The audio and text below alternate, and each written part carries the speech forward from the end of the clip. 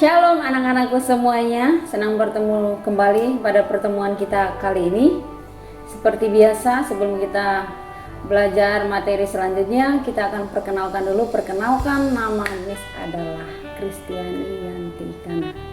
Dan kita akan belajar dari buku kelas 12 Pendidikan Agama Kristen dan Budi Pekerti edisi revisi 2018 Kementerian Pendidikan dan Kebudayaan Republik Indonesia tahun 2018. Mari saya ajak kita semua tundukkan kepala, kita berdoa.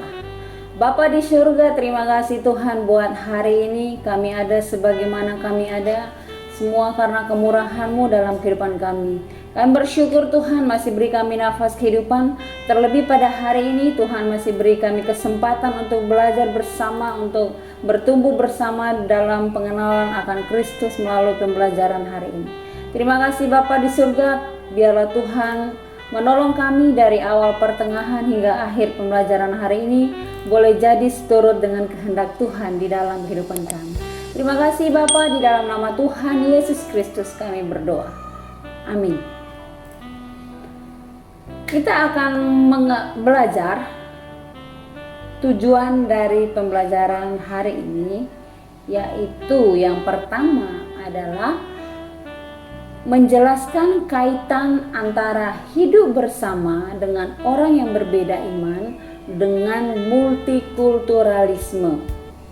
Yang kedua, membuat karya yang dapat menunjukkan pemahaman mengenai pentingnya membangun kebersamaan dengan orang yang berbeda iman. Yang ketiga, merancang proyek kegiatan bersama remaja yang berbeda iman. Yang keempat adalah menyusun doa permohonan agar setiap remaja terpanggil untuk mempraktikkan solidaritas dan kebersamaan dengan sesama remaja yang berbeda iman. Itulah tujuan pembelajaran kita pada hari ini, dan kita akan masuk dalam materi hari ini dengan suatu tema adalah hidup bersama dengan orang yang berbeda iman.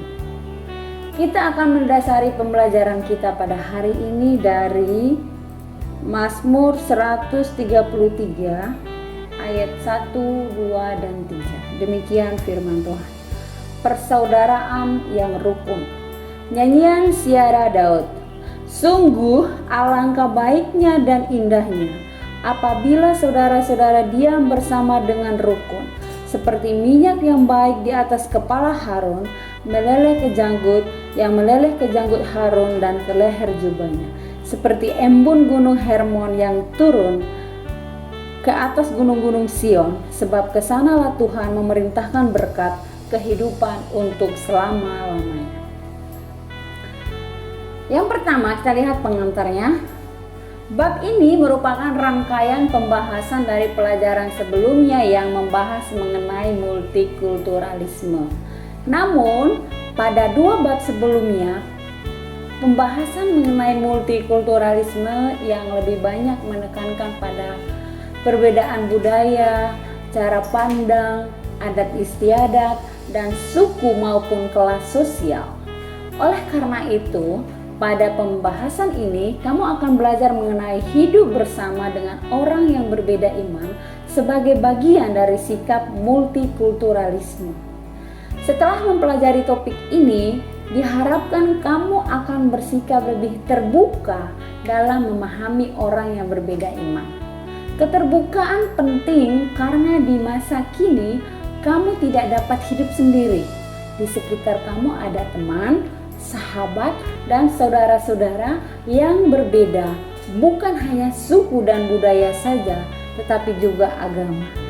Perbedaan itu tidak boleh menyebabkan perpecahan atau melahirkan prasangka buruk dalam diri kamu. Sebagai remaja Kristen, kamu mengasihi sesama, wajib mengasihi sesama dan menunjukkan solidaritas serta kebaikan kepada semua orang tanpa memandang latar belakang agama. B. Potret pertikaian dan konflik yang berlatar belakang agama. Akhir-akhir ini kita banyak mendengar berita tentang kekerasan yang dilakukan atas nama agama. Berikut ini dimuat sejumlah kutipan artikel yang melukiskan tindakan kekerasan, bentrokan, bahkan pembantaian yang dilakukan atas nama agama.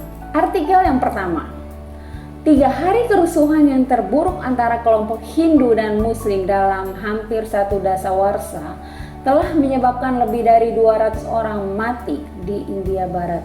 28 di antaranya hari ini ketika massa yang mengamuk membakar orang hidup-hidup dan menyebabkan negara itu khawatir bahkan kerusuhan ini akan menyebar. Kekerasan dimulai dari Rabu ketika sejumlah orang Muslim membakar sebuah kereta api yang membawa orang-orang Hindu yang berniat membangun sebuah kuil di lokasi sebuah masjid di Ayodhya yang dilululantakkan pihak Hindu 1 dasawarsa yang lalu. Masjid ini adalah titik ketegangan Hindu-Muslim di sebuah negara yang luas yang rakyatnya dari hampir semua agama umumnya hidup dengan damai. Setelah serangan terhadap kereta itu yang menewaskan 58 orang, petugas polisi tampaknya terlalu ketakutan atau terlalu sedikit untuk menghadapi massa Hindu yang marah dan menuntut balas. Pemerintah pusat mengirimkan pasukan tentara hari ini untuk menghentikan kekerasan yang menyebabkan kota dengan 3,5 juta penduduk ini seperti seorang pasien yang baru saja dilanda demam hebat. Kekerasan yang tidak merata berlanjut hari ini, namun seluruh kota tampaknya tenang namun diliputi rasa takut. Artikel yang kedua, seminggu setelah bentrokan-bentrokan penuh kekerasan yang menyebabkan sekurang-kurangnya 300 orang tewas dan ribuan lainnya mengungsi di kota Jos, Nigeria Tengah, apinya masih harus dipadamkan, baik harafiah maupun perlambang. Misalnya, sisa-sisa pasar sereal dan pakaian bekas masih membara. Yusuf Muhammad Fikin, 58 tahun pemilik kios di pasar, mengais-ngais di antara sisa-sisa reruntuhan yang masih membara. Saya mewarisi usaha ini dari kakek saya sekitar 30 tahun lalu. Saya punya 41 kios dan tak satu pun yang selamat, bahkan tidak satu sen pun. Kerugian kami sekitar 6 juta naira, 50 US dollar. Semuanya terbakar. Ada sebuah pos polisi tepat di sekitar pasar Fikin, tetapi tak seorang pun petugas polisi yang turun tangan. Sehingga 12 jam setelah pasar itu dibakar. Jos lebih dari 450 km di utara Lagos, kota terbesar di Nigeria, terletak di tengah-tengah Nigeria. Di antara wilayah selatan yang kebanyakan penduduknya beragama Kristen dan utara kebanyakan beragama Islam. Di negara yang paling padat penduduknya di Afrika, penduduk yang berbeda agama ini telah hidup relatif damai hingga bentrokan agama pada tahun 2001 yang menyebabkan 1.000 orang tewas dan banyak orang mempertanyakan apakah situasi ini dapat dipertahankan. Artikel yang ketiga, kerusuhan Poso muncul sejak 1998. Perang Sara telah menewaskan ratusan orang dan menyebabkan lebih 5.000 rumah hangus. Pada tahun 2002 dan 2003 saja telah terjadi beberapa kali penyerangan. 1 Januari 2002, gereja Advent di kota Palu dibom. Pelakunya adalah salah satu tokoh yang menandatangani deklarasi Malino. 23 Maret 2002, kantor Dinas Kesejahteraan Sosial di Kesos Poso di Jalan Pulau Kalimantan dibom. Ruang kantor itu hancur berantakan namun tak ada korban jiwa dalam ledakan itu. 4 April 2002, 2 buah bom rakitan meledak di kantor perusahaan daerah air minum PDAM di desa Ndatuleni, kecamatan Poso Pesisir, Poso, Sulawesi Tengah. Tak ada korban jiwa karena kantor dalam keadaan kosong. 28 Mei 2002, bom meledak di 3 lokasi di kota Poso. 5 Juni 2002, bom meledak di dalam bus PO Antariksa jurusan Palu Tentena di sekitar desa Toini, kecamatan Poso Pesisir. 4 penumpang tewas dan 16 lainnya luka-luka.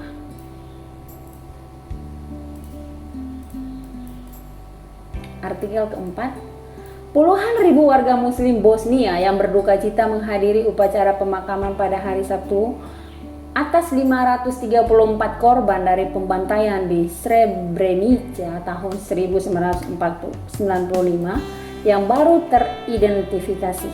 Pembantaian itu adalah salah satu peristiwa yang paling berdarah dalam peristiwa Bosnia tahun 1992 sampai 1995. Pasukan-pasukan Serbia Bosnia yang dipimpin oleh Jenderal Ratko Mladic merebut Srebrenica di timur Bosnia dan membantai lebih dari 8.000 pemuda dan laki-laki muslim pada Juli 1995.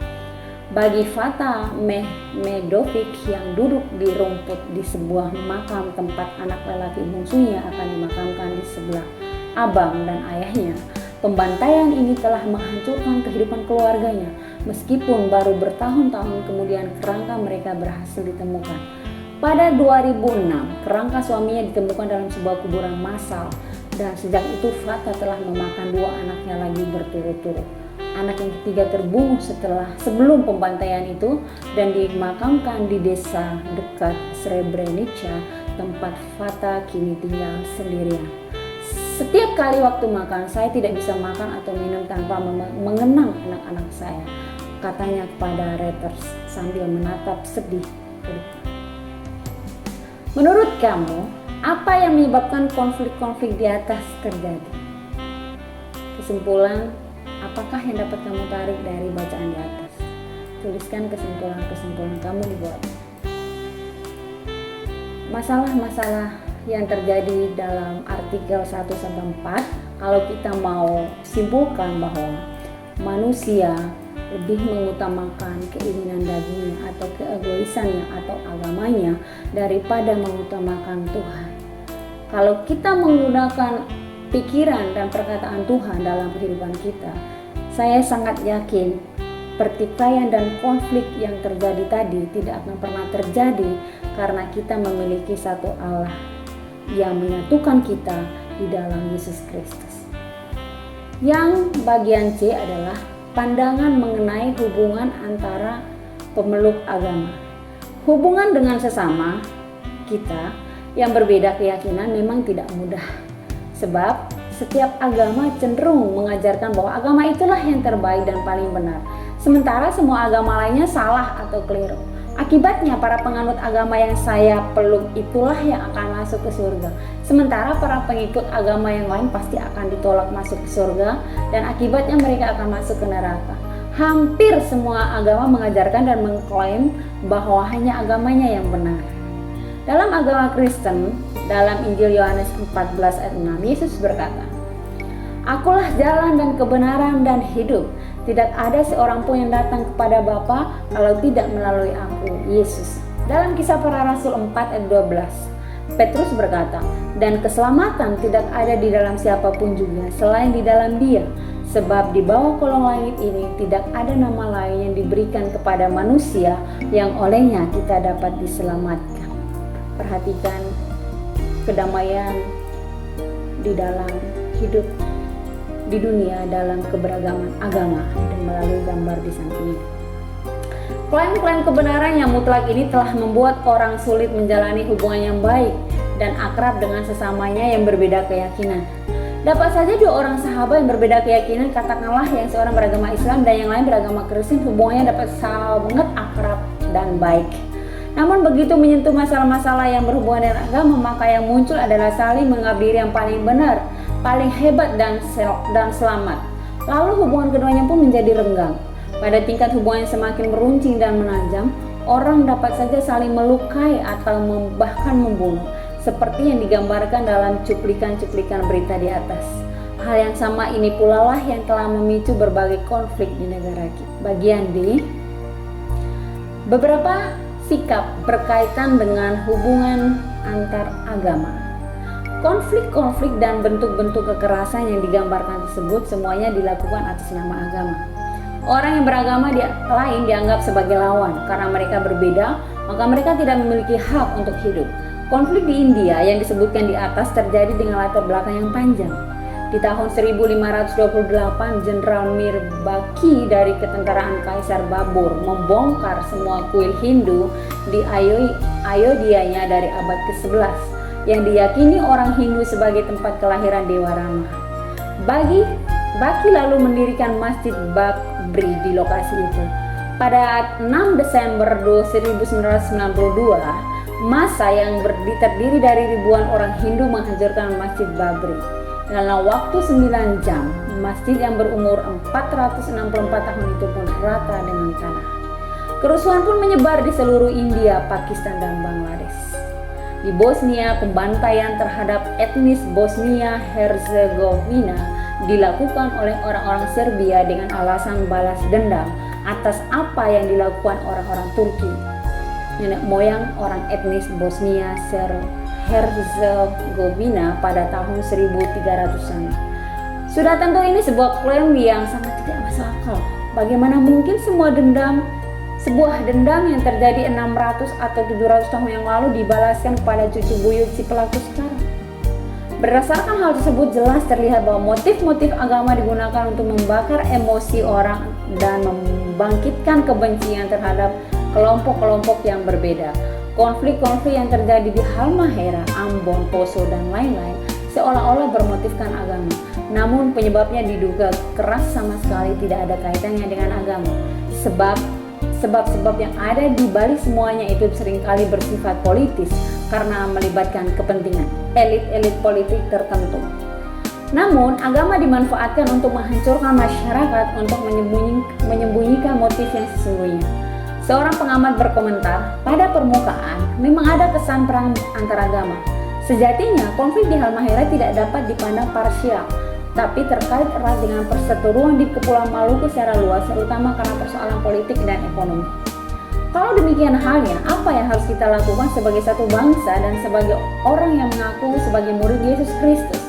Ada 19 sikap yang umumnya diambil orang ketika ia berhadapan dengan orang berkeyakinan lain. Yang pertama, semua agama sama saja. Sikap ini melihat semua agama itu relatif. Tidak satu agama pun yang dapat dianggap baik. Semua sama baiknya atau sama jeleknya. Sikap seperti ini tidak menolong kita karena akibatnya kita akan kurang menghargai agama atau keyakinan kita sendiri. Kalau semua agama itu sama, mengapa saya memilih untuk menganut agama yang satu ini? Mengapa saya tetap menjadi orang Kristen? Jangan-jangan menjadi Kristen pun sebetulnya bukan sesuatu yang penting dan berarti. Yang kedua, hanya agama saya yang paling baik dan benar. Semua agama lainnya adalah ciptaan iblis, penyesat, penipu, dan lain-lain. Sikap seperti ini hanya akan melahirkan fanatisme belaka, dan fanatisme tidak akan menolong kita dalam menjalin hubungan dengan orang yang berkeyakinan lain. Orang beragama lain semata-mata dipandang sebagai objek, sasaran, target untuk diinjili. Orang yang bersikap seperti ini mungkin pula akan menjelek-jelekan agama lain. Akan tetapi, apakah keuntungannya bila kita menjelekkan agama lain? Apakah hal itu lalu akan membuat agama kita baik, bagus, dan indah? Sungguh kasihan sekali orang yang baru menemukan keindahan dan kebaikan agamanya dengan menjelek-jelekan agama lain. Karena itu berarti bahwa sesungguhnya orang itu tidak mampu menemukan kebaikan dari agamanya sendiri. Yang ketiga adalah toleransi. Saya bersedia hidup berdampingan dengan orang yang beragama lain, tetapi hanya itu saja. Lebih dari itu saya tidak mau. Seruan toleransi antar umat beragama seringkali disampaikan oleh pemerintah. Orang-orang yang berbeda agama diajak untuk bersikap toleransi. Namun, sikap ini pun tampaknya tidak cukup. Kata toleransi sendiri mengandung arti bertahan, siap menanggung sesuatu yang dianggap bersifat mengganggu atau menyakiti. Dengan demikian, agama lain masih dianggap sebagai gangguan dan ancaman. Saya bersedia menolerir keberadaan mereka sampai batas waktu tertentu. Lewat dari batas itu saya tidak bersedia lagi, saya akan bertindak. Yang keempat adalah menghargai agama lain. Sikap ini dapat timbul pada diri orang yang dewasa imannya, orang yang dapat menemukan kebaikan di dalam agama lain dan menghargainya tanpa merasa terancam oleh kehadiran orang lain. Menghargai agama lain tidak berarti lalu kita merendahkan dan meremehkan keyakinan kita sendiri, melainkan menunjukkan kesediaan kita untuk terbuka dan belajar dari siapapun juga. Orang yang bersedia menghargai agama lain tidak akan merasa terancam bila orang lain menjalankan ibadahnya sesuai dengan perintah agama itu sendiri. Orang ini akan membuka diri dengan lapang untuk mendengarkan pengalaman agamanya dan rohani orang-orang beragama lain. Orang-orang ini tidak segan-segan terlibat dalam forum-forum dialog antar umat beragama. diskusi kelompok. Diskusikan dalam kelompok masing-masing, bisa melalui WhatsApp, Telegram, Instagram. Beberapa pertanyaan di bawah ini kemudian akan dibahas dalam pertemuan selanjutnya dengan Ibu Bapak Guru. Yang pertama, berikan contoh-contoh tentang sikap fanatik dalam kehidupan beragama, baik dari agama lain maupun dari agama Kristen sendiri yang dapat kamu temukan di Indonesia. Contoh sikap fanatik dari setiap agama itu adalah setiap orang memegang atau memiliki pendirian yang kokoh tentang kepercayaan di dalam agamanya sendiri. Contohnya, kita Kristen meyakini dengan teguh bahwa Yesus Kristus adalah Tuhan dan Selamat kita. Bagi agama di luar kita, ya mereka percaya dengan Tuhan mereka. Itu bisa dikatakan fanatik dan lain-lain. Yang kedua adalah di antara keempat sikap terhadap agama lain dan para pemeluknya, sikap mana yang kamu ambil? Kemudian jelaskan alasanmu memilih sikap itu. Kalau kita mau melihat dari keempat tadi, maka kita akan memilih menghargai agama lain. Kenapa? Karena dengan sifat menghargai itu kita tidak akan merasa terancam sekalipun kita berada di tengah-tengah orang yang berbeda iman dengan kita. Yang ketiga adalah cobalah bayangkan keberadaan kamu selama 5 tahun terakhir ini. Apakah terjadi perubahan dalam sikapmu terhadap agama lain dan para pemeluknya? Kalau ya, dari sikap yang bagaimana dan apa faktor-faktor apa yang membuat terjadi perubahan itu? Ya, kalau kita memperhatikan kehidupan kita 5 tahun yang lalu, tentunya ada perubahan bagaimana sikap kita terhadap agama yang lain. Ya, bisa jadi dari pola pikir, dari cara berbicara, atau dari berperilaku, karena kita sudah memiliki komunitas sosial yang lebih banyak dari sebelumnya. Yang keempat adalah bagaimana sikap gerejamu terhadap orang yang beragama lain. Tanyakan pada pendeta, anggota majelis, atau pendiri remaja di tempatmu. Sikap gereja terhadap orang beragama lain adalah kita harus belajar menghargai tanpa merasa terintimidasi dengan keberadaan mereka. Itulah satu kunci kita hidup damai. Yang E adalah membangun kebersamaan dalam perbedaan. Bagaimana caranya membangun sikap menghargai agama lain dan para pemeluknya? Seperti yang disebutkan sebelumnya, sikap ini hanya muncul dari orang-orang yang sudah matang dalam penghayatan agamanya dan imannya. Hal itu terjadi dari proses belajar yang terus-menerus.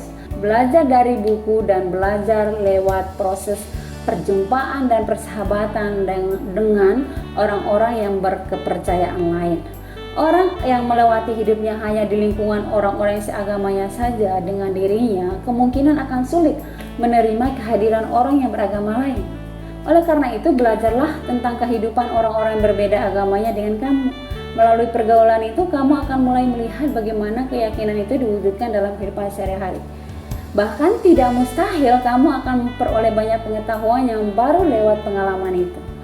Kosuke Koyama, seorang teolog Jepang, pernah mengatakan, mempelajari kehidupan orang Buddhis lebih menarik daripada mempelajari Buddhisme. Hidup bersama dan berbagi dengan orang lain telah lama menjadi pola hidup bangsa Indonesia. Di berbagai tempat, orang-orang melakukan berkunjung kepada teman-temannya dan saudara-saudara mereka yang berbeda keyakinan. Di hari raya Idul Fitri, orang-orang beragama Kristen mengunjungi dan mengucapkan selamat pada teman-teman yang beragama Islam. Sebaliknya, di hari Natal, orang-orang beragama Islam dan agama lain berkunjung ke rumah teman-teman yang beragama Kristen untuk mengunjungi dan mengucapkan selamat. Pihak keluarga pun biasanya menyediakan makanan yang disesuaikan dengan hukum-hukum agama tamu mereka. Kata kuncinya di sini adalah keberanian untuk mendengarkan orang lain. Hal ini berarti bersikap terbuka terhadap apa yang dikatakan oleh orang lain tanpa menjadi defensif. Untuk itu kita harus benar-benar mendalami keyakinan agama kita sendiri. Rasa takut dan sikap yang defensif hanya timbul dari diri orang yang tidak siap untuk menghadapi pertanyaan-pertanyaan yang dapat mengganggu keyakinan imannya. Mari kita perhatikan kutipan ini. Wali Kota Depok Nur Mahmudi Ismail meminta umat Kristiani dapat memahami pencabutan izin mendirikan bangunan IMB, pembangunan gereja Hungaria Kristen Batak Protestan HKBP di Jalan Pesanggerahan Cirene, Kecamatan Limo, Kota Depok, Jawa Barat. Saya harap jemaat HKBP bisa memahami pencabutan izin tersebut untuk menjaga situasi agar tetap kondusif, kata Nur Mahmudi kepada wartawan di ruang kerjanya. Sebelumnya Persatuan Gereja setempat PGIS Kota Depok menolak. Kalau kamu menjadi anggota Geremajat Pemuda di Jemaat HKBP di atas yang dicabut izin IMB-nya, langkah apa yang akan kamu ambil? Jelaskan mengapa sikap itu kamu ambil. Kalau kita melihat kasus ini, ya yang pertama kita tetap bersikap tenang dan bersikap sabar, dan kita tetap berdoa pastinya yang pertama, lalu mungkin kita akan diskusikan dengan pemuka-pemuka agama yang lain untuk kita dapatkan hasil yang terbaiknya yang mendatangkan damai seperti apa. Ya, itu langkah yang harus kita ambil. Ada tugas nih buat kalian. Tugasnya itu adalah buatlah clipping berbagai berita mengenai konflik atau kerusuhan yang terjadi dengan mengatasnamakan agama di berbagai penjuru dunia. Bandingkanlah apakah perbedaan dan persamaannya dengan konflik-konflik yang terjadi di Indonesia. Kumpulkan tugas ini pada pertemuan berikutnya untuk dinilai oleh guru kamu. Nah, kita sampai pada rangkumannya adalah keberagaman agama merupakan kenyataan yang tidak dapat ditolak. Keberagaman agama jangan dijadikan alasan untuk menjauhkan seseorang dari pergaulan sosial maupun dalam memperoleh pemenuhan hak-haknya sebagai manusia dan warga negara Indonesia. Semboyan Bhinneka Tunggal Ika yang telah dicanangkan oleh para pendiri bangsa dan negara Indonesia hendaknya dijadikan acuan dalam membangun solidaritas dan kebersamaan dengan mereka yang berbeda iman. Hukum kasih yang diajarkan oleh Tuhan Yesus merupakan acuan utama bagi remaja Kristen untuk membuka diri terhadap mereka yang berbeda. Ini materi kita pada hari ini. Mari saya ajak kita semua tundukkan kepala, kita berdoa. Bapa di surga, terima kasih buat hari ini kami telah belajar bagaimana kami hidup berdamai dengan orang yang berbeda keyakinan dengan kami. Biarlah hati Bapa terus berikan pada kami agar kami tetap hidup damai dengan orang lain tanpa merasa terintimidasi, karena kami tahu Allah yang menyertai kami, Allah Immanuel yang sebagai pencipta kami yang memberikan kami kedamaian dan ketentraman di dalam hidup kami. Berkati kami semua Tuhan, di dalam nama Tuhan Yesus Kristus kami berdoa dan mengucap syukur. Haleluya, amin. God bless you. Tuhan Yesus memberkati.